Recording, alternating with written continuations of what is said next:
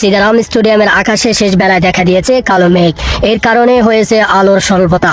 Flight light জ্বালিয়ে দেওয়া হয়েছে, তবে অল্প আলোতে আম্পায়াররা খেলা চালিয়ে যাওয়ার পক্ষে নন। দুই দলেরই খেলোয়াড়রা মাঠ ছেড়েছেন। চেন্নাইয়ের সিদারাম স্টেডিয়ামের আকাশের মতোই কালো অন্ধকার যেন নেমে এসেছে বাংলাদেশ ক্রিকেটও। দিনের শুরুতে ওপেনাররা আলোর পথ দেখালো, শেষে যেন অন্ধকার নেমে এসেছে বাংলাদেশ ক্রিকেটে। দ্বিতীয় ইনিংসে 37 ওভারে 4 উইকেট হারিয়ে বাংলাদেশ তুলেছেন 154 রান। দিনের শেষ বেলায় সিদারাম স্টেডিয়ামের আকাশে কালো মেঘ দেখা দিল।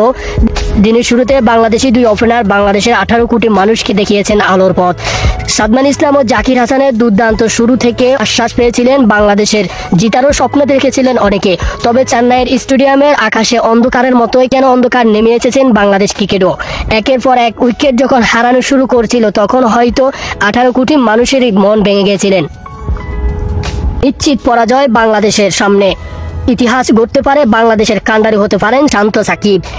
জয়ের আশা চাচ্ছেন না batting coach David Haynes. Press কনফারেন্সে বলেন, ক্রিকেট যে কোনো কিছু হতে পারে। এখনো আমাদের হাতে 6 উইকেট আছে। 2টা সেঞ্চুরি হলেই তো আমরা 357 রান করে ফেলতে পারি। তার যুক্তিও একেবারে অযৌক্তিক বলা যায় না, কারণ ক্রিকেটে এটা সম্ভব তিনি জানেন, তাই তার অভিজ্ঞতা থেকে বলছেন। কিন্তু তিনি তো এটা হয়তো বলে গিয়েছিলেন যে দিনের শুরুতে যে আলো দেখিয়েছে বাংলাদেশ ক্রিকেটাররা,